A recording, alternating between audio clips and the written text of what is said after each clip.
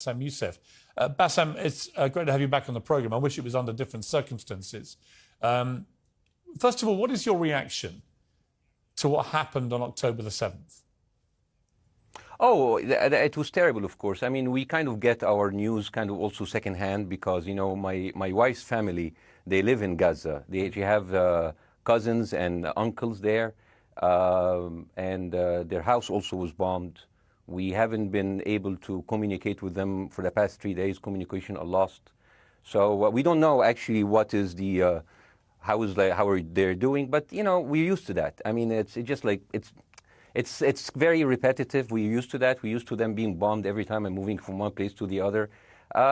You know, it's just like those Palestinians, they're very dramatic. Israel killing us. But they never die. I mean, they always come back. You know, they're very difficult to kill, very difficult people to kill. I know because I'm married to one. I tried many times, couldn't kill her. I mean, there's a dark humour there, and I understand why. Because no, it's not dark humour. I try to get to her every time, but she uses our kids as human shields. I can never take her out. Again, I understand the humour, but to be serious, Bassem, about this, tonight I will be serious. Now, I will be serious. I was watching your interview with Ben Shapiro, and I'll tell you one thing. Yeah. I think that Ben Shapiro is one of the smartest people who ever walked this earth. He's very, very smart. I follow him, and I believe everything he said. And when he came on your show, his solution was, and I quote, his solution was that the solution for this is for Israel to annex Gaza and to kill as many son of bitches as possible to make sure that this will never happen again. And anyone who called for a ceasefire will be a terrorist sympathizer. So God forbid, I don't want to be labeled as a terrorist sympathizer. So I agree with Ben Shapiro. I think we should kill as many son of bitches as possible. Well, let me, so okay, far, but Bassem, so far 3,500 people were killed, including 5,000 son of bitches in the bombing of the Baptist hospital as we speak right now. 1/3 of those 3,500 were children. So my question to Ben Shapiro is, how many more son of bitches do we need to kill so Ben Shapiro is happy? Okay, because it changes Bassem, from 1 year. It changes from one. I'm sorry that. Listen, I'm really at a disadvantage here. I'm looking at a camera. I don't see you. I can hear you on my ears. The reason I'm interrupting is I think you're conflating different interviews with Ben Shapiro. He didn't use the phrase "sons of bitches" with me. Let me play to you what he actually said on my show. He did. Go back to your interview. No, he didn't. That was another interview. But let me play what he said to me here. Well, frankly, I don't believe in proportionate response to terrorism. I believe that the way that you stop terrorism is with wildly disproportionate response. That doesn't mean in terms of targeting civilians. It means in terms of killing as many terrorists as humanly possible and allowing them to dictate the terms of engagement by hiding behind civilians in areas that they're supposedly responsible for means that the only option for Israel is to surrender to Hamas's hatred of its own citizens, its willingness to use its own children as human shields. No country worth its salt could ever do that. Now, that is substantively different to what you said he said, right? He's talking there but specifically about Hamas terrorists. I agree with him. The thing is, the question is, what is a proportionate response? Because it has been different from one tier to another. So if you look to this graph, for example, this is the death of Israeli and Palestinians, and it's changing from 1 year to year. It's like fluctuating like crypto. So my question is today, what is the going rate today for human lives? I mean, 2014 was a great year for Ben Shapiro. 88 Israelis were died, and there was 2,329 Palestinians killed on the other side. That is one Israeli for 27 Palestinians. That is a very good exchange rate. What I'm saying is, what is the exchange rate for today? You guys will be happy. That's my question. Well, it's not me, guys. I'm not on either side. No, not you. Like when I say you guys, I say like the people on the other side of that. I know that you don't think like that, Piers. You're one of the good guys.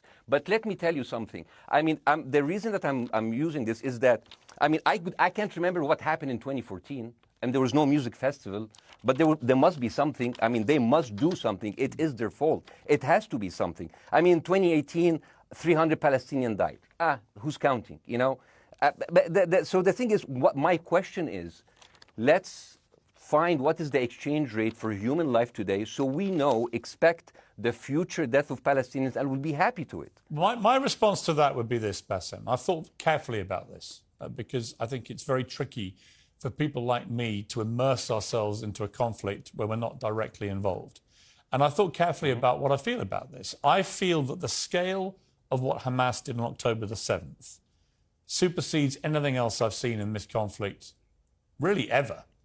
The savagery, the butchery, the slaughter of 1,300 people, the shooting of babies, the 100%. kidnapping of grandmothers, and so on. So if we can agree on that, which I think is inarguable, then the question then becomes, again, about proportion. I don't disagree that there's been a lot of bad stuff on both sides going back historically for decades. But if we agree that this was on a different level altogether, quite deliberately by Hamas, designed to provoke... No, here's my question. Let me ask you a question. And the question, because you raised it earlier about proportion. I honestly don't know what the proportionate response is. I honestly don't. I don't. I've been watching the airstrikes this week thinking... So what's your question? Well, I would ask you, if you were Israel, what would you... If I was Israel? If you were Israel and that had happened to you, what would you think would be the appropriate way for the country to respond? I would do exactly like Israel did, kill as many people as possible, since the world is letting me do it. I mean, I can do it because I can, you know. But the thing is, you know what? I agree with you. And you know what? I'm going to be even ahead of you, because I see the question coming. Do you condemn Hamas for the atrocity? Yes, I condemn Hamas. I condemn Hamas. I condemn Hamas is the source of all evil. They're a reason for everything. And you know what? Let's, for a minute, imagine a world without Hamas. Right. What will this word look like? Let's give this word a name, and let's name this word the West Bank. Hamas has absolutely no control in the West Bank, and since the beginning of this year, only through August, 37 Palestinian kids were killed.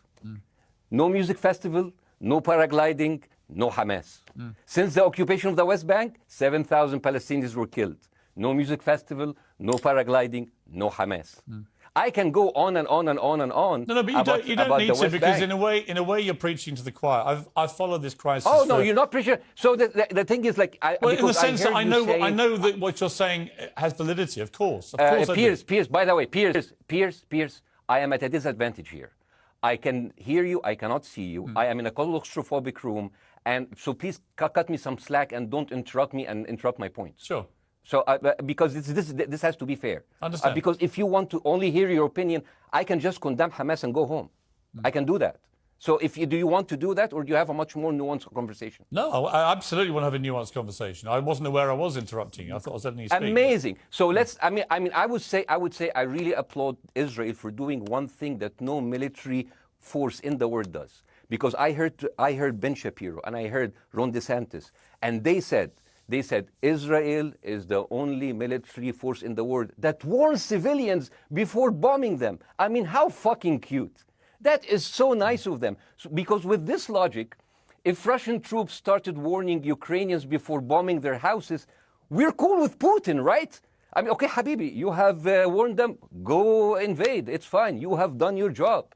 I mean, the thing is, and I understand, and I also heard Ben Shapiro talking about Human Shield. So you remember my wife's family, they live in Gaza. So I asked them, I told them, when Israel give you the nice warning, the cute warning, does Hamas force you to stay in your home so you can be bombed and use as Human Shield? You know what, Hassan here, my wife's cousin, he's a loser, you know. He told me, you know, when I asked him, does that happen? He told me, no. The lying son of a bitch lied to me. I told him, you don't understand. Ben Shapiro and Ron DeSantis keep saying that Israel warned you and Hamas asked you to stay put. So I told you, he's a loser. He never kept a job. He even failed in all of the interviews to become like a human shield. I would believe Ben Shapiro. Let me ask you this, Bassem. So let's go with that. No. Let me ask you At some point, I must be able to ask you questions. It's not a monologue for you, Bassem. If we agree that for the 14,000 casualties, I mean, who's counting, are Human Shield, does that mean that every single one of those civilians was standing, obscuring a military target behind them? Because that's a lot of weapons. I mean, Hamas is packing. No, of course it doesn't. And look, So there's some collateral damage. Lots of collateral damage. Yes. It's fine, yeah. You kill some to save some and then kill some more. Yeah, I agree. Yeah. Well, let me ask you this. Again, it comes back to proportionate response. When the world decided it had to get rid of ISIS because of the appalling butchery they were carrying out, it did so by also killing, very sadly, a lot of civilians along the way by doing airstrikes against places But which killing held civilians are ISIS inevitable. fighters. You So said that in the beginning. My point is, It's inevitable. yeah, but once It's inevitable. Israel has decided that they want to get rid of Hamas, and Hamas is embedded with civilian population, I'm very concerned about what's going to happen next. I've written a column tonight saying, I remember the Iraq War, which I opposed, right? I remember all this. So my question for you is, I know. What would you think would be an appropriate response by Israel to what happened? Well, these are years of disproportionate responses of Israel. Right. Did it solve the solution? Did it solve the problem? Did it work before, so it will work? What will be the surprise this time? What will be the twist that will make this work this time? What will be different this time? Seriously, I mean, like, this is only the last 15 years. I mean, because it's too many papers. I just got this. But how will this be different? And the thing is, I am so glad in the introduction that you mentioned the Iraq War. I applaud you, Piers, for saying that, because you were honest about it. You said that spreading lies like WMDs made people look at those people as less of humans, and they would accept the death of 1 million Iraqi, whether by sanctions or by invasion, right? You are a good man. This is amazing. And you know what is similar? Is when you spread the lies of 40 decapitated babies, although it was refuted. So what happens when people hear that, killing babies is horrible. But when you say decapitated 40 babies, you are planting a certain image Well, with a certain trigger in people's mind. Who has said that? Who has said 40? Who has said that? Who has said that? 40 decapitated? Who has said that? You have repeated. No, I haven't. What? I've never said that. You haven't said on your show 40 decapitated babies? Never.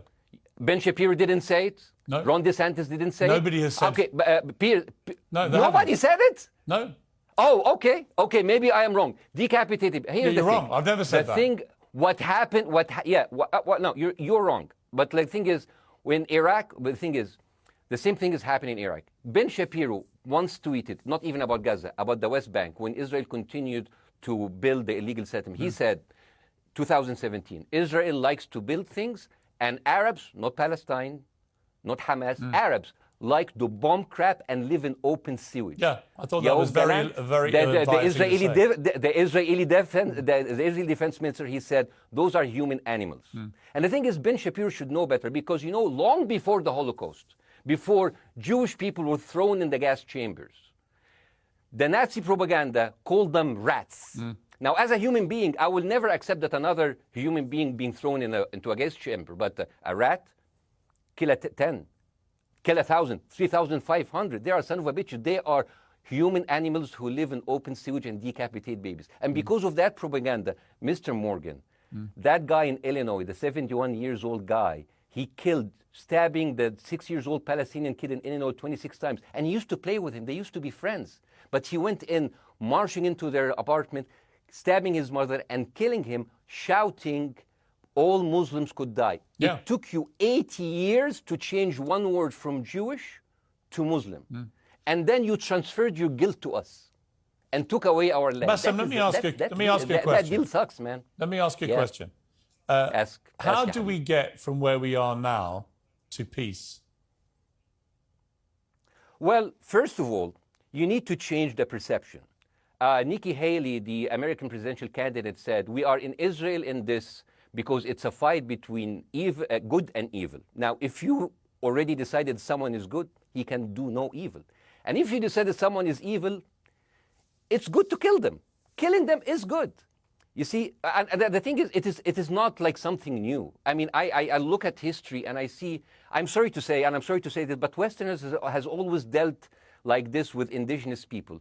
You first treated them like savages, Native American, First Nation, Aboriginal. They're savages. Kill all the savages. And then when they're almost extinct, you start feeling sorry for them, like animals. So maybe the solution is that we kill as many Palestinians as possible, so the few of them that remains do not bother you. And maybe Netanyahu, when he lives for another 100 years, he'll become a tree hugger. Let me just challenge you on this. And he will campaign for preserving the free Palestinian. You keep talking about Westerners like me. Okay, so let me return the favor, okay? Hamas is dedicated to the complete eradication of Jewish people. I am not the spokesman for Hamas. I'm not saying you are. Why do you keep... I'm not saying you are. Their spokesman. You're talking to me. I fucking hate them. Bassem, Fuck Hamas. Hamas. Are you happy? You're missing my point. You're talking in a generalized way about people in the West who always talk about Arabs as